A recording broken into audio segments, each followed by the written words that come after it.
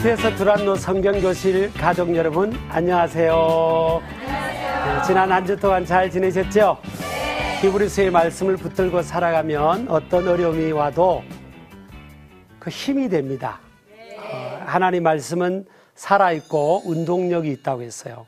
물론 살아가면서 누군가가 나를 도와주는 그 도움도 크지만, 그러나 하나님의 말씀이 내 속에 들어와서 천지 만물을 창조하신 그 말씀이 나를 주장하면 자기가 자기 자신을 깜짝 놀랄 정도로, 그전에는 조그만 어려움에도 무너지고 낙심하고 좌절하고 절망했었는데, 내가 왜 이렇게 거뜬하게 이런 어려움들을 이겨나가지? 그걸 보면요, 내 옆에 누가 사람이 나를 붙들어줘서가 아니에요. 하나님의 말씀이 나를 붙드니까 흔들림도 그전보다는 작고 또 이렇게 이겨나가는 그런 모습을 보게 되거든요. 그래서 하나님 말씀을 이렇게 배우고 또 읽고 듣고 또 그 말씀을 적용해서 살아가는 것 자가 복이 있다고 했잖아요. 여러분, 히브리서 끝까지 오늘 10강을 하게 되는데요. 16강까지, 네, 여러분 끝까지 개근하시고 완주하시기를 축복합니다. 오늘 우리 10강의 제목은요, 영원한 대제사장의 눈부신 사역입니다. 자, 우리가 볼 때 이 제사장이란 개념이 우리하고는 사실 그렇게 피부로 와닿지 않아요. 개념이 이해가 안 되잖아요.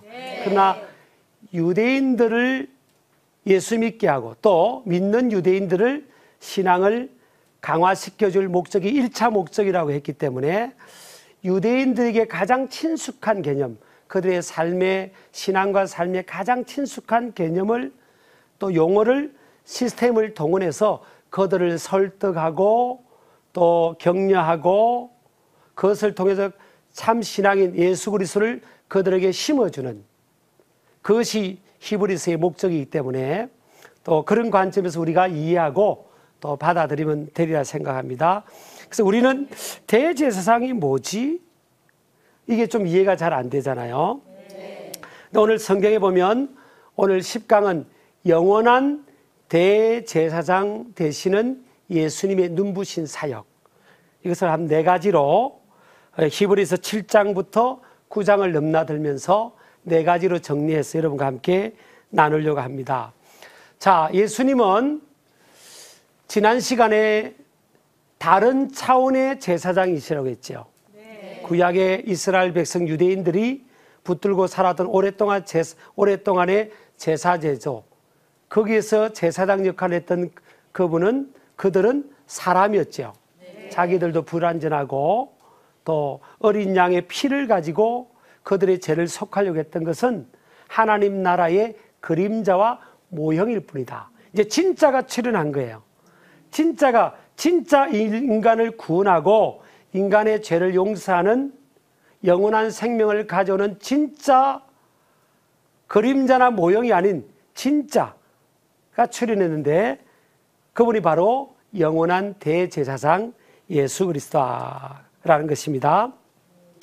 영원한 대제사장 예수님이 하신 일은요, 히브리서 7장 25절에 보면 그는 항상 살아계셔서 하나님의 백성들을 위하여 간구하시는 분이시다라는 겁니다.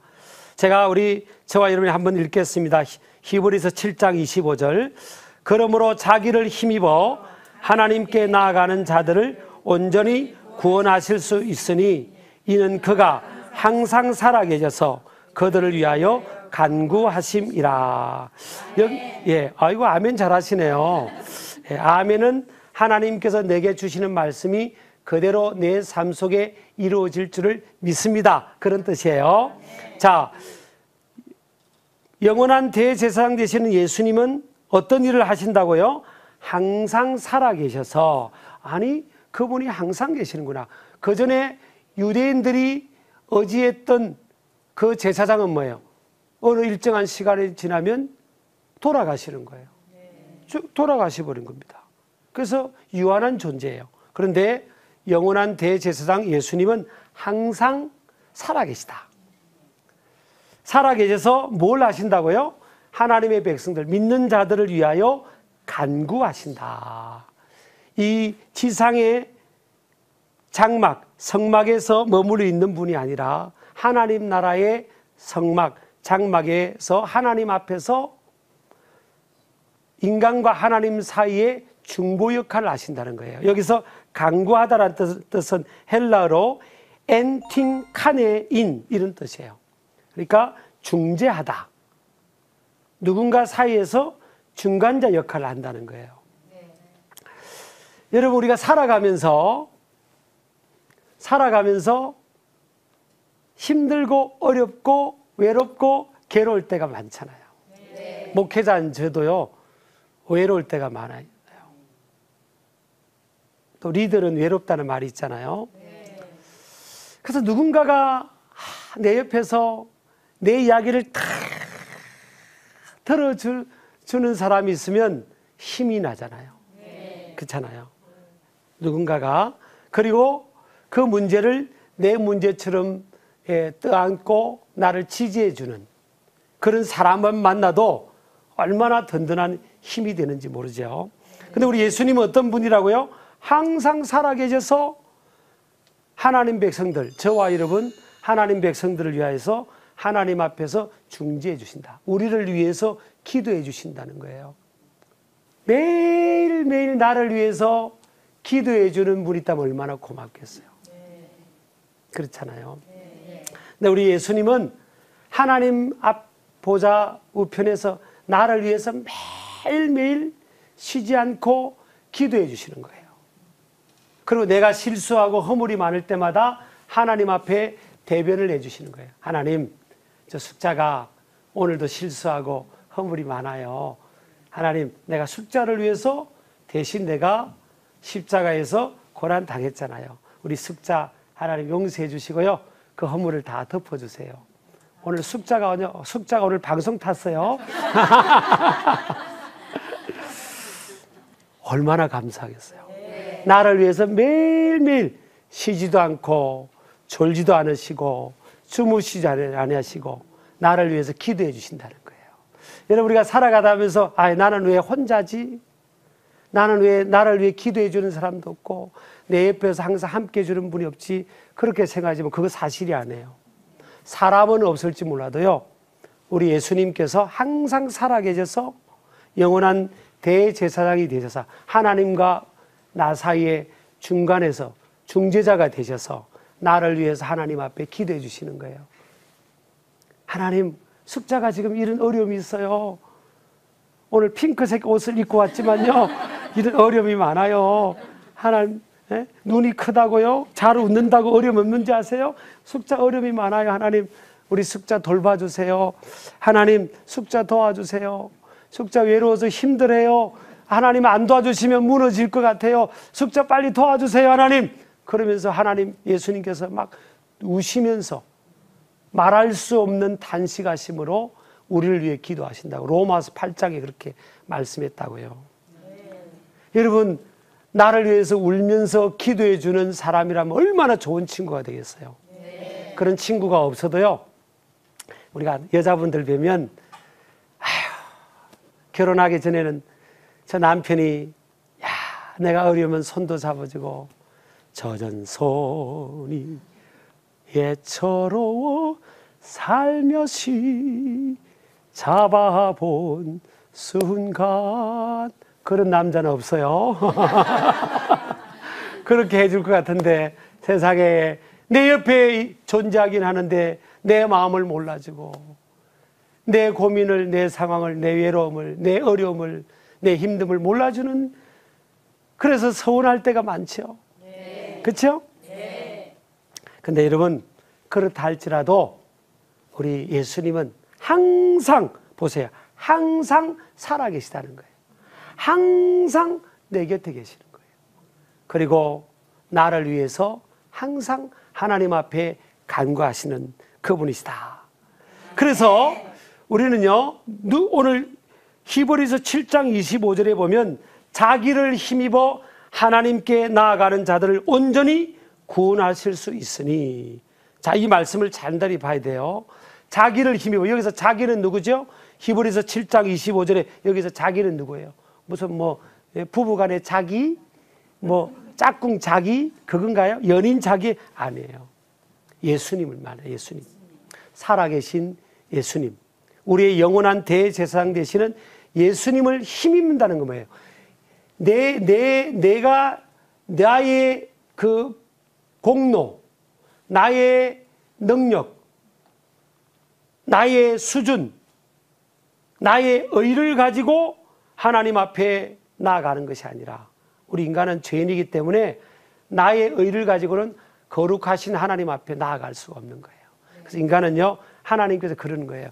얘들아, 저와 여러분에게 그런 겁니다. 얘들아, 너 나 밟고 가. 이겁니다. 나 밟고 가. 내가 너를 위해서 다 희생해 줄게. 나 밟고 가라니까? 나 의지하고 가. 근데 어떤 사람은 뭐예요? 싫어요. 아니, 나는 예수님이 난 도와줄 힘이 있어요? 난 관심 없어요. 그런 분이 있단 말이에요. 예수님은요, 천지 만물의 창조자이심에도 불구하고 저와 여러분의 한 사람 한 사람의 형편과 환경에 관심을 갖는 거예요. 그래서 나를 힘입고 가라. 하나님 앞에 나아가서 하나님의 도움을 받으려면 나를 힘입어야 돼. 나를 의지하고 가. 내가 너를 위해서 다 이루어놔서 너의 영원한 대제사장이야. 너를 도와주고 돌봐주고 중간에서 중간자 역할을 해줄 뿐이야. 그러니까 나를 힘입고 가라는 겁니다. 참 감격스럽죠? 그래서 저와 여러분이요, 혼자가 아닌 겁니다. 제가 저번에 처음에 그랬잖아요. 아버님 3살 때 돌아가신 이야기 한 적 있죠? 다 까먹으셨어요? 네. 했잖아요. 그래서 아버님 안 계시고 어릴 때 얼마나 외롭게 자랐겠어요. 인생이 물론 힘들지만 그때마다 어떤 때는요, 제가 교회가 이제 멀어가지고 뒷동산에 올라간 겁니다. 그 뒷동산이 우리 집에서 얼마 차이가 안 나요. 이 고속도로가 지나가는데 개통이 안 된 고속도로 위에서요. 저 언덕이었어요. 한 100m쯤 되는 그곳이었거든요. 그곳에 제가 초등학교 5학년 때 초저녁에 이제 그곳을 간 거예요. 근데 초등학교 5학년이지만 인생이 힘들더라고요. 그래서 아이들 보고 너희들이 뭐가 힘드니? 밥이나 먹고 공부나 열심히 하지. 그러지 마세요. 애들도 힘들어요. 인생은요, 애나 어른이 다 힘든 거예요. 그래서 저도 인생이 힘들어가지고. 무슨 초등학생이 무슨 믿음이, 신앙이 좋겠어요. 그냥 그런 거죠. 제가 인생이 어릴 때 힘든 거예요. 초등학생 마음으로 힘들더라고요. 그래서 제가 그 언덕에 올라가서 초저녁이니까 사람도 안 다니고. 그래서 제가 초등학교 3학년 때부터 제가 교회를 다녔거든요. 그러니까 한 3년쯤 되면 그래도 뭔가 이렇게 믿음이 조금 있었던 것 같아요. 그래서 하나님께 기도해서 하나님 살아계시면 나의 앞길을 인도해 주세요. 그렇게 기도한 거예요. 좀 괜찮겠죠? 네. 그래서 제가 그렇게 기도를 했더니 밑에 바로 그 고속도로 밑에 사는 조성환이라는 아저씨가 계셨어요. 제가 이름도 기억을 해요. 오랜 세월이지만 그 아저씨가 제가 집에서 쫓겨난 줄 알고 저 위에서 울고 있으니까 아니 내가 쫓겨난 줄 알고 이렇게 올라오더니 저를 보니까 제 기용이잖아요. 아유 기용아 너 쫓겨났구나 집에서. 아유 내가 집까지 데려줄게. 내가 쫓겨난 게 아니고 어린 마음이니까 하나님 앞에 기도한 거예요. 그런 일이 있었고요. 또 한 번은 중학교 2학년 때쯤 됐어요. 한 번은 이제 그 위에서 중학생 되니까 그 위에서 기도하니까 또 조성한 아저씨가 또 올라올 것 같아가지고 조금 더 가면요 그 맨홀이 있어요. 맨홀. 이게 큰 하수구 가는 맨홀 같은데 그 밑으로 이제 내려간 거예요. 중학생이니까. 그 내려가서 이제 그때 거기서 이제 아무도 안 듣겠지 하고 이제 막 기도해서 하나님. 근데 기도하다 보니까 막 눈물이 나는 거예요. 하나님 살아계시면 나의 앞길을 인도해 주세요. 하나님, 나 외로워요, 힘들어요. 그렇게 이제 기도했는데 그걸 다 잊어버린 거예요. 뭐 중학생 때가 뭐 그 14, 15살 때쯤이잖아요. 그럼 지금으로 마음이 뭐 한 40년 지났을 때 아니에요. 다 잊어버린 겁니다. 근데 제가 이제 부족하지만 참 목회자 중에서 제일 행복한 목회자잖아요. 그렇게 불행하게 보이세요? 참 제가 행복한 목회자예요. 우리 교인들이요, 제가 이제 신길교회 담임 목회를 하는데, 우리 신길교회 가족들이 한 명도 저한테 스트레스를 주는 사람이 없는 거예요. 아니, 수천 명이 돼도 한 명도 스트레스를 안 줘요. 그렇다고 이러면 또 마음 먹고 우리 교회 와서 스트레스 주라는 게 아니에요. 정말 한 명도 스트레스를 안 줘요. 너무 행복하게 목회를 하는 거예요. 물론 제가 스케줄이 이렇게 빠듯해서 그걸 감당하기 어떤 때는 육체적으로, 신체적으로 좀 이렇게 몸이 무거울 때도 있지만 마음이나 이런 거는 너무 좋습니다. 제 얼굴이 뭐 스트레스가 있는 것 같아요. 네. 너무 행복한 거예요.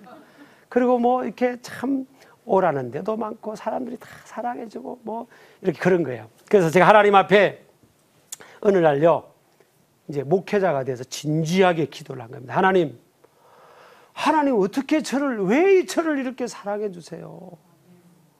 아니, 왜 저를 이렇게 축복해 주세요?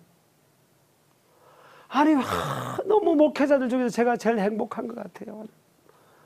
하나님, 제가 뭔데 이렇게 저를 축복해 주시냐고요. 그리고 하나님 앞에 감사하면서 이렇게 기도를 한 적이 있어요. 근데요, 그때 제가 신기한 체험을 한 거예요. 제가 다 잊어버렸더니요, 40년 전에 제가 그 산 언덕에 올라가서 맨홀 안에서 쪼그리고서 울면서 기도했던 그 나의 모습, 40년 동안 잊었던 그 모습이요, 갑자기 탁 화면처럼 떠오르는 거예요. 그러면서요, 하나님께서 저에게 그렇게 말씀하시는 것 같더라고요. 기용아, 내가 초등학교 5학년 때 울면서 기도했지? 하나님 인도해달라고, 축복해달라고. 너 중학교 2학년 때 그 부끄러우니까 맨홀 속에 가서 아무도 안 보는 데서 울면서 기도했잖아. 내가 너 그때 기도하는 너 기도 다 들었다. 그리고 내가 너 기도를 듣고 이렇게 인도하시죠.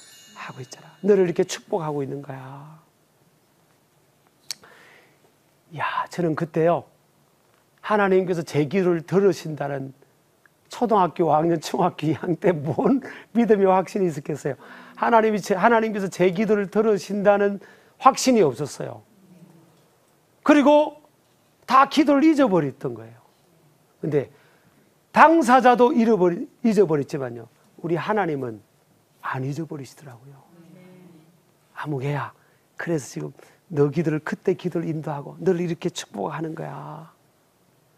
우리가 이번 살아가면서요, 내가 혼자인 것 같고 내 주변에 진짜 나를 이해해 줄 사람, 나를 도와줄 사람 아무도 없는 것 같잖아요. 그게 팩트가 아니에요.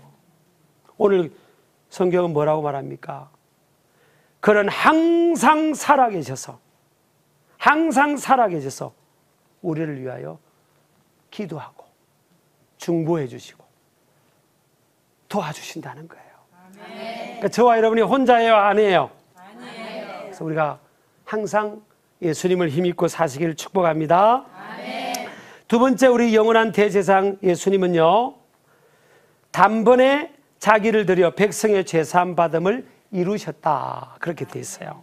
히브리서 7장 27절 제가 한번 읽어보겠습니다. 그는 저 대제사장들이 먼저 자기 죄를 위하고 다음에 백성의 죄를 위하여 날마다 제사 드리는 것과 같이 할 필요가 없으니 이는 그가 단번에 자기를 드려 이루셨음이라. 아멘. 이건 뭐 말하는가 하면요, 구약시대 유대인들은 뭐예요?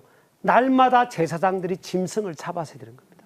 짐승을 잡아서 피를 쏟고 백성들의 죄 용서를 위해서 피를 뿌리고. 여러분, 만약에 예수님이 안 오셨고 구약시대를 계속 산다면요, 제가 만약 제사장이고 목사가 아니고 목회자가 아니고 제사장이었으면 저는 맨날 그냥 짐승 피로 덮어 쓰고 여러분들 맨날 짐승 가지고 와서 용서해 달라고 했을 거예요. 왜냐하면 여러분들이 지금 학생들이 화사한 옷 입고요, 막 제가 저런 핑크 옷도 있고, 뭐 빨간색도 입고 또 연두색도 있고, 막 또 그린색도 있고, 막 흰색도 있고, 그냥 오렌지도 있고, 그냥 또 퍼플색도 있고 다 해버렸어요, 그냥.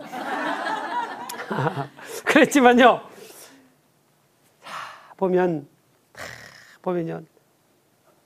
다 죄인 아닙니까? 살아가면서요, 하루 동안 얼마나 우리 속으로도 나쁜 생각 많이 합니까? 그렇죠? 네. 그런데 이런 죄를 위해서요, 이런 죄를 용서받기 위해서는 우리 생각이든 말이든 행위의 죄를 용서받기 위해서는 구약에는요, 짐승을 매일 짐승을 잡았던 겁니다. 제사장들이 매일 짐승을 받아서 피를 쏟고, 근데 그 행위도 온전한 구원의 행위는 되지 못한다는 거예요. 근데 우리 예수님께서 뭘 하셨다는 거예요? 자기를 단번에 들이셨다는 거예요. 이거 뭘 말하는가 하면 온 인류의 죄를 위해서 자신을 희생제물, 어린 양, 짐승처럼 희생의 제물이 되어서 자기의 목숨을 드리고 피를 쏟았다는 거예요. 온 인류의 죄를 짊어지고 그렇게 했다는 겁니다. 단번에 once and for all, 한 번으로. 그래서 이제 하나님의 아들이 영원한 대제사장이 될 뿐만 아니라 자신을 희생함으로 인하여 뭐예요? 이제는 다시 짐승을 잡을 필요가 없는 거예요. 다시 짐승을 잡고 다시 인간의 죄를 속죄하는 그런 그 구속의 행위를 할 필요가 없는 거예요. 왜 그렇죠? 우리 예수님께서 저와 여러분을 위해서 단번에 자신을 들이셔서 우리에게 영원한 구원의 길을 열어놓으셨다. 오늘 성경에 그렇게 말씀을 하고 있습니다. 그래서 요한복음 19장 30절에 보면요, 예수께서 신포도주를 받으신 후에 이르시되 다 이루었다 하시고 머리를 숙이니 영혼이 떠나가시니라. 예수님께서 마지막으로 십자가 위에서 온 인류의 죄를 짊어지고 고난 당하시면서 마지막 남기신 말 중에 하나가 뭐예요? 다 이루었다. 영어로 하면 that is finished. 헬라어로, 그리스로 말하면 뭐예요? 테텔레스타이, 이런 뜻이에요. 다 이루었다. 오늘 성경에 뭐예요? 다 이루셨다고 했잖아요. 네. 그럼 다 이루었다, 테텔레스타이, 이런 이 단어는 무슨 뜻인가 하면 돈을 빌린 사람이, 여러분 돈 빌려 보셨어요? 네. 아유, 돈 빌리면 그 갚아야 되는 부담이 있잖아요, 그렇죠? 네. 예. 돈을 빌린 채무자가 채권자에게 마지막 빚을 딱 갚으면서 테텔레스타이, 이제 다 갚았습니다, 다 이뤘습니다, 이런 뜻이라는 거예요. 네. 속이 시원하겠죠? 네. 또 그림을 그리는, 드로잉하는 이 화가가요, 아티스트가 자기 그림을 방대 웅장한 그림을, 마지막 그림을 한 획을 딱 찍으면서 그림을 완성했을 때 외치는 소리가 뭐예요? 테텔레스타이, 완성했다는 거예요. 완성했다는 거예요. 그러니까 예수님께서 십자가 위에서 죄가 없는 하나님의 아들이 저와 여러분 온 인류, 유대인들뿐만 아니라 온 인류의 죄를 짊어지고, 하나님의 아들이 죄가 없는 그분이 우리 대신 십자가에서 대신 고난 당해준 거예요. 죄인인 우리 인간의 죄를 위하여 대신 죄의 대가를 치분해 준 겁니다. 그리고 나서 다 이루었다, 이 말은 뭐예요? 얘들아 내가 이제 너희들의 죄의 용서를 위해서 다 이루었으니까 너희들은 나를 힘입고 하나님 앞에 담대함으로 나올 수 있는 거야. 이제 너희들은 하나님의 자녀가 되고 나 때문에, 나를 믿음으로 말미암아 너희 죄가 다 용서받는 거야. 네. 그래서 우리 예수님은 뭐예요? 단번에 자기를 들여서 우리 죄를 용서하셨다는 겁니다. 그래서 기독교 신앙이라는 게요, 다른 종교하고 제가 비교하려고 그런 게 아니라 크나큰 차이가 하나 있습니다. 다른 종교에도 좋은 교훈이 있고 철학이 있고 인간의 삶을 풍요케 하는 좋은 그런 교훈들이 있잖아요. 근데 기독교와 이 다른 종교의 차이점이 가장 큰 거는요, 기독교는 하나님께서 아들로 이 땅에 찾아오셨다는 거예요. 대부분의 종교는 뭐예요? 진리를 향해서, 절대자를 향해서 돌을 닦고 수련하고 절대자를 향해 찾아가는 종교잖아요. 근데 기독교는 뭐예요? 하나님께서 죄인인 인간을, 하나님께 대한 관심이 없는 죄인의 인간의 죄를 담당하고 용서하고 구원의 길을 열어주시기 위해서 찾아오신 겁니다. 그리고 십자가 위에서 우리의 노력이 아닌 다 하나님 아들 예수님을 통해서 다 이루어주신 거예요. 내가 할 게 아무것도 없어요. 어떤 사람은 그럽니다. 교회 다니는 사람이나 예수님을 믿는다고 하는 사람들 중에도 항상 믿음의 확신이 없는 사람이 있어요.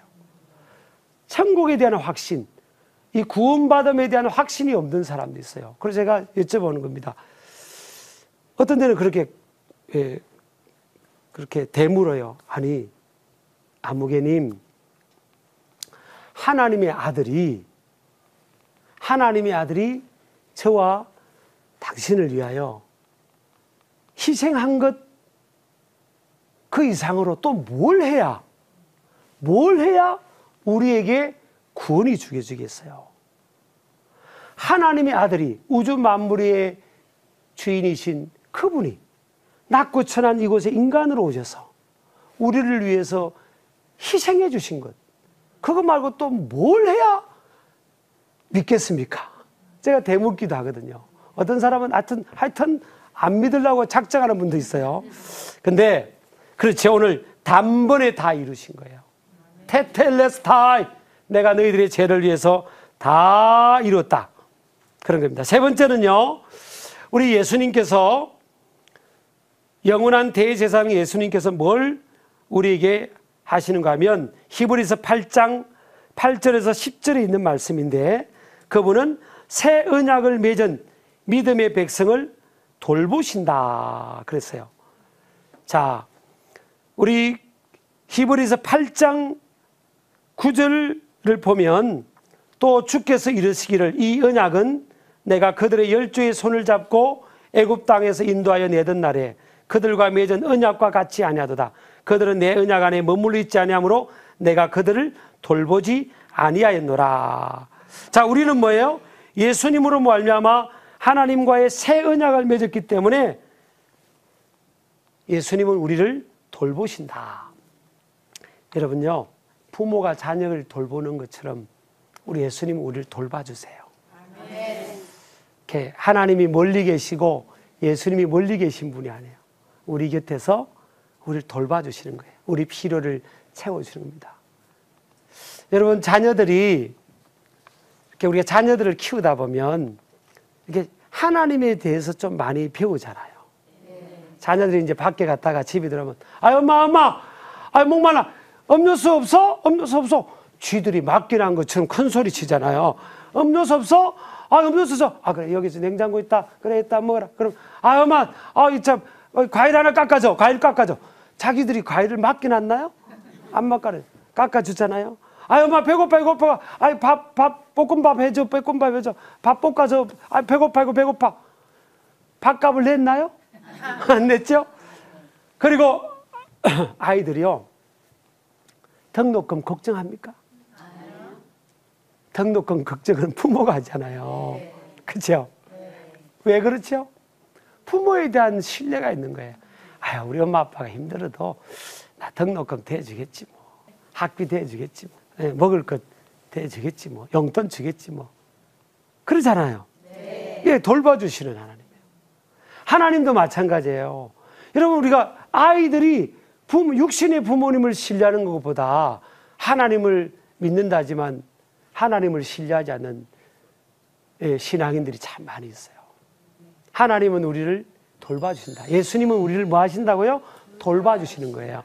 돌본다는 게 뭐예요? 케어하는 거예요. 우리 내 감정에 대해서도 우리 예수님은 관심을 많이 갖고 있어요. 내 마음이 상처받고 힘들면요, 예수님이 그 관심을 가지세요. 아무개야, 힘들구나. 아유, 나만 힘든 것 같아요. 그런 분도 있죠. 그래서 어떤 분은 그 찬양 많이 부르잖아요. 왜 나만 겪는 고난이냐고 슬퍼하지 마세요. 나만 겪는 고난이 아니거든요. 내 마음의 감정을 주님이 관심 가세요. 너 많이 마음이 아프구나. 그래요, 주님, 나 마음이 많이 아파요. 그래, 네 마음 만져줄게. 내가 네 마음 알아. 네 마음 안다니까. 예수님이 우리 마음 알아주면 우리 마음이요, 봄눈 녹듯이 치유가 되고요, 회복이 되는 거예요. 아멘. 저도 살아오면서 예수님이 저를 알아주셔가지고 펑펑 울 때가 많았습니다. 그래서 제가 이렇게 좀 제가 저를 자랑 좀 할게요. 예. 제가 다른 거 몰라도요, 이렇게 좀 밝아요. 억지로 밝은 게 아니에요. 억지로 막 속은 막 우울한데 억지로 그게 아니고, 근데 제가 밝아요. 제가 저를 봐도 밝아요. 긍정적이고요, 이렇게 막 밝고, 또 사람들 만나면 분위기 메이크하고 좀 웃기기도 좀 하죠. 예, 그렇게 하기도 하고, 예. 근데 이게 사실요, 걸을 수는요, 아빠를 3살 때 읽고요, 제가 걸을 수 없는 거라니까요. 근데 제가 우울하지 않는 거예요. 왜 그런지 아세요? 제 삶의 고비고비마다요, 우리 예수님이 저를 찾아오신 거예요. 기영아, 너무 힘들었구나. 너 너무 마음이 아팠구나. 내가 너와 함께 하잖아. 내가 네 편이 돼주면 되잖아. 너 오해받았구나. 억울하구나. 내가 네 억울한 마음 다 알아. 내가 너와 함께 해주면 되잖아. 내가 너와 함께 하는데 뭐. 그럼 막 그냥 나와 함께 하시는 그 예수님의 음성을 그렇게 울 때가 많았어요. 그러니까 제 마음이 이렇게 우울하거나 막 상처가 쌓이면요, 사람이 이렇게 좀 표정도 이상해져. 이렇게 상처가 많은 사람 보세요. 이렇게 표정. 저를 가까이 카메라 한번 비춰보세요. 이렇게 막 이렇게 이상한 사람이 되는 거예요. 근데 그때마다 뭐예요? 마음의 상처나 이 데모지드 이모션이 하잖아요. 상한 감정, 그런 것들이 이렇게 치유가 되는, 이렇게 마음이 상대적으로 보면 제가 밝고 건강한 거예요. 이렇게 그 예수님이 돌봐주신 겁니다. 살아가다 보면 또 육적인 필요들도 있잖아요. 어떤 때는 공부하는데, 신학대학원 공부하는데 학비가 없는 거예요. 학비가 없는 거예요. 그렇게 하나님 앞에 막 기도하고 있습니다. 어떤 분이요, 꿈을 꿨는지 환상을 봤는지 돈을 가지고 온 겁니다. 이렇게 가지고 와서 이렇게 나한테 주라고 했다고. 그런 적도 있고요. 아니, 이거는 이게 여러분 오늘 또 학생들이 오늘 이혼을 받고 가서 나한테 누가 수표 안 주나, 그렇게 하라는 게 아니에요. 근데 어쨌든 저에게는 가장 절박한 상황인데, 예수님께서 나를 돌봐주시는구나. 그럼요, 돌봐주시죠. 혼자가 아닙니다. 자, 또요, 그분은요, 네 번째 보면, 그런 영원한 심판으로부터 하나님의 백성들을 구원하시기 위해 재림의 주로 오십니다. 히브리서 9장 27절, 28절에 그렇게 나와 있어요. 다시 오신다. 우리를 구원하시기 위해서 다시 오시는 재림의 주님으로 오신다. 그렇게 돼 있어요. 자, 여러분요, 믿는 사람에게는 예수님은 신랑, 우리는 신부예요. 저 남자지만 저도 영적으로 하면, 예수님과 관계성으로 보면 저는 신부고 예수님은 신랑이에요. 영적으로 하면 신랑이에요. 예수님께서 뭐라고 했어요? 우리를 구원하시기 위해서 초림하셨어요. 초림은 뭐예요? 우리를 위해서 죽어주시기 위해서, 희생해 주기 위해서 오신 거예요. 그래서 죄가 없는 하나님의 아들이 오셔서 저와 여러분과 온 인류의 죄를 위해서 희생해 주러 오신 겁니다. 그리고 3일 만에 그분은 우리를 위해 희생해 주시고 무덤에 장사 지낸 바 되셨다가 3일 만에 하나님의 부활의 능력으로 다시 부활하셨죠. 그리고 하늘로 하나님 보좌 우편으로 그분은 성천하셨어요. 그런데 오늘 히브리서 9장 28절 보니까 다시 오신다는 거예요. 다시 오시는 거를 뭐예요? 재림이랍니다. 재림. 신랑 되시는 그분이 다시 오시는데 우리를 구원하기 위해 다시 오신다라는 거예요.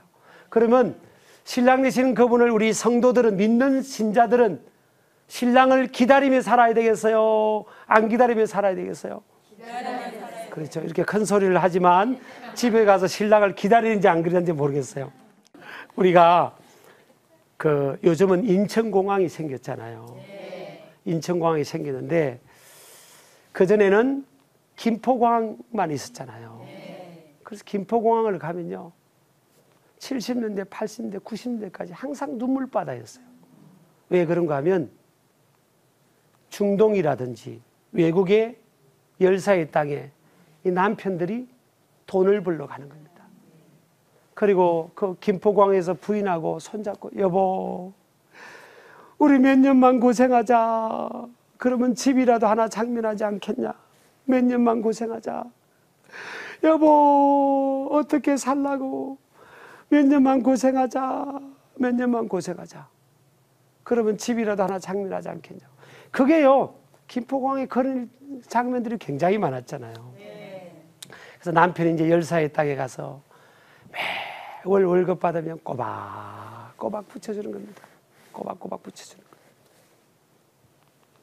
그럼 부인이 그걸 이제 꼬박꼬박 모아서 뭐 하려고요?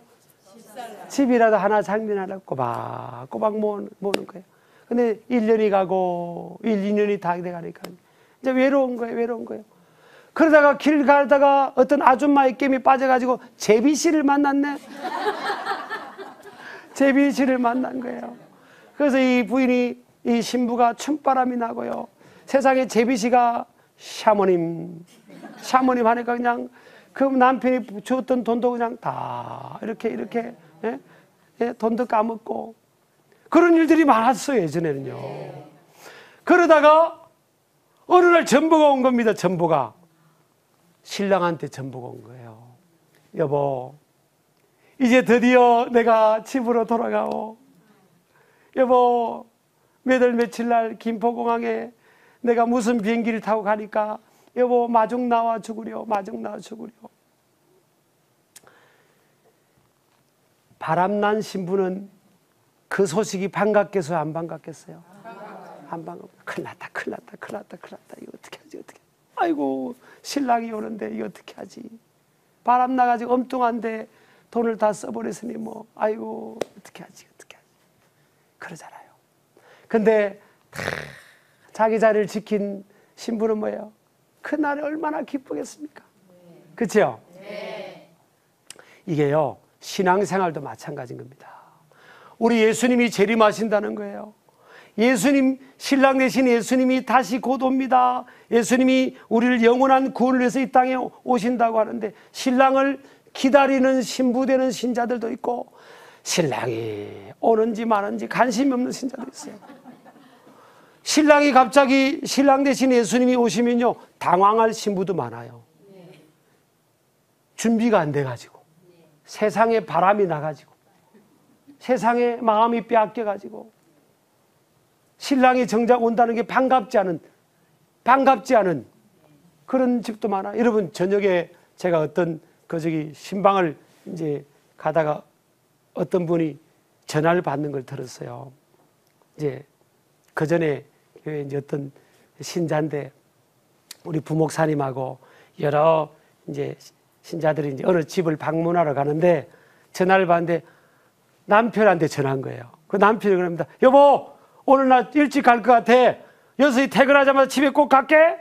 기다려. 그랬더니 부인이 뭐라고, 여보, 알았어요. 내가 맛있는 거 준비하고 기다릴게요. 난 그럴 줄 알았어요.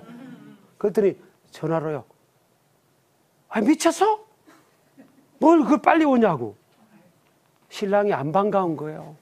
난요, 그런 집은 문제가 많다고 생각해요. 여러분, 우리 학생들, 두란노를 성경교실 학생들이 신랑이 일찍 오는 게 반갑냐, 안 반갑냐? 자, 반갑다. 안 반갑다. 예, 예, 예, 네. 하여튼 뭐 제가 호구 조사를 못 해보니까